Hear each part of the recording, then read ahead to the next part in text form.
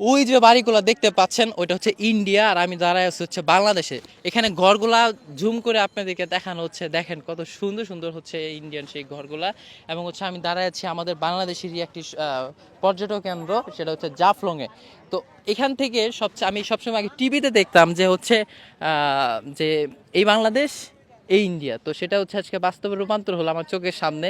তো আমি এই জিনিসটা দেখে আমার কাছে একটু সারপ্রাইজ হয়ে গেলাম, যে জিনিসটা আমি আগে হচ্ছে টিভিতে দেখতাম। তো এখানে দেখেন হচ্ছে ঘর বাড়িগুলো, যে উপর হচ্ছে পাহাড়, নিচে হচ্ছে ঘর। মানে ওরা মনে হয় আমাদেরকে দেখে একটু বলে যে এরা হচ্ছে এটা, ওইটা হচ্ছে বাংলাদেশ আর এটা হচ্ছে ইন্ডিয়া। তো আমরাও যেমন হচ্ছে ওদেরকে বললাম যে ওইটা হচ্ছে ইন্ডিয়া, এটা হচ্ছে বাংলাদেশ। তো যাই হোক, আহ, আমরা আমাদের জায়গা থেকে আসলে খুব ভালো লাগলো এই সিনটা দেখে। পাহাড়ের কোনায় হচ্ছে অনেকগুলো হচ্ছে ঘর বাড়ি দেখার মতো। এবং হচ্ছে যদি এই সাইড থেকে দেখাই, এই সাইডের যে পাহাড়গুলো এগুলো পাথরের মনে হচ্ছে, পাথর, এবং এখানেও ঘর বাড়ি রয়েছে।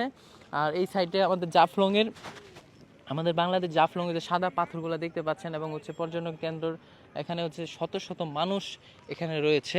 আর এখানে হচ্ছে ট্যুরিস্ট পুলিশ ভাইদেরকে ধন্যবাদ জানাই, তারা হচ্ছে আমাদেরকে এখানে আসা মাত্রই বলেছে যে তোমাদের যদি কোনো সমস্যা হয় তাহলে তাদেরকে জানাইতে, তাদের ব্যক্তিগত পার্সোনাল নাম্বারও আমাদেরকে দেওয়া। তো এখানে হচ্ছে নিরাপদ একটি স্থান। এখানে আমরা যেহেতু কন্টেন্ট বানাই, আমাদেরকে দেখা মাত্র অনেক লোক আমাদেরকে ভিড় করেছিল, পরে ট্যুরিস্ট পুলিশ ভাইরা এসেছিল, এসে তারা আমাকে তাদের নাম্বার দিয়ে যায়।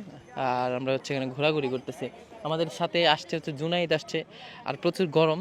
আর এত গরম লাগার কারণ হচ্ছে আমি যে জাফলংয়ের সাদা পাথরের ওইখানে গিয়েছিলাম, যাওয়ার পর হচ্ছে আবার হচ্ছে উপরে উঠেছি। তো আমার সব থেকে এই সিনটা আর কি ভালো লাগলো, যে এখানে দাঁড়ায় হচ্ছে কি সুন্দর তাদের এই ঘর বাড়িগুলো দেখতে পাচ্ছি।